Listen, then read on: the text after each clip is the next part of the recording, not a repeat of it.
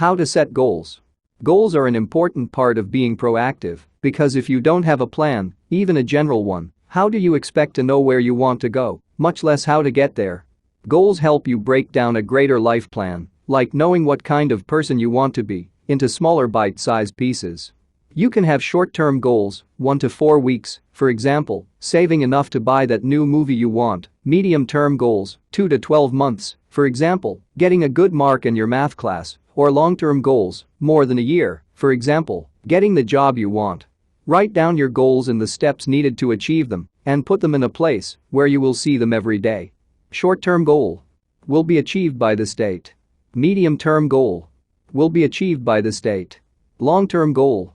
Will be achieved by this date. Don't be afraid to ask questions, it's part of being proactive. If you don't understand something or want something clarified, it's your responsibility to ask those questions and get the answers you need. No one else can do it for you. Time management. There is never going to be enough time in the day, so you need to learn to manage your schedule, set priorities and find the right balance between work and play. Tips to manage your time. Identify your goals, what needs to be done.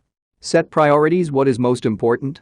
What should you work on first, and what can wait? Set aside enough time for each task, be realistic about how much time it will take you to do each task.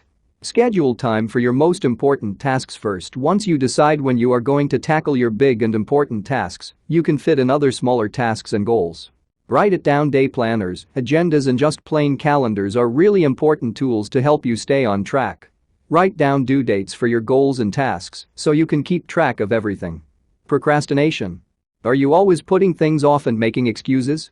Procrastination is when you delay or avoid thinking about a particular task. Here are a few common reasons for procrastination and tips to help. Reasons for procrastination and tips to help. Too challenging. Sometimes it seems too difficult to start a task we know will be hard, and we don't even know where to start, so we avoid doing it altogether. Break down the task into smaller, easier steps. Not enough knowledge or fear of failure. Sometimes the task requires complex skills or knowledge. Without these skills or knowledge, we may delay starting a task thinking it would be easier to wait until we know exactly what to do to avoid failure. Try to see failure as a chance to learn. Jump in and you may be surprised at the knowledge you gain just by trying. Not enough time. The task seems overwhelming and may take a lot of time and energy. Break down the task into smaller chunks and give each one a reasonable time frame. You can get a lot done in just 15 minutes if there are no interruptions. Distractions. Often we can't focus because we are in our regular environment with all the distractions of daily living. Take control of the situation. Turn off the phone and TV, get off the internet and find a quiet place to work. Too many projects on the go. Often we put off tasks because we are swamped. Choose what is most important first. Feeling guilty. Often we put off tasks because we feel guilty for not spending time with friends or family. Remember that the sooner you finish a task, the more quality time you'll be able to spend with your loved ones. Problem solving. In life you are bound to come across challenges. That's just the way life works. But if you know how to deal with problems in a healthy and productive way, there won't be a problem in the world that you won't be able to handle. Remember, focus on the problem, not the person that is. Don't play the blame game. Keep a positive attitude and don't get discouraged if you can't find a solution right away. Ask for help if you are struggling to solve a problem. 1. Identify the problem. Who or what is involved and what is going on. 2. What are the root causes of the problem, that is, why do you have this problem in the first place? What are the effects? 3. What are some possible solutions?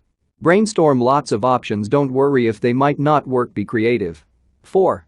Pick one of your solutions and put it into action. 5. Is your problem solved? Yes. Good work. What did you learn from this problem and its solution? No. That's okay, go back to step 3 and try another solution. Don't worry if it takes you a few tries. You might have to take it back to step 1 or 2 in case you missed something the first time. Thanks for watching.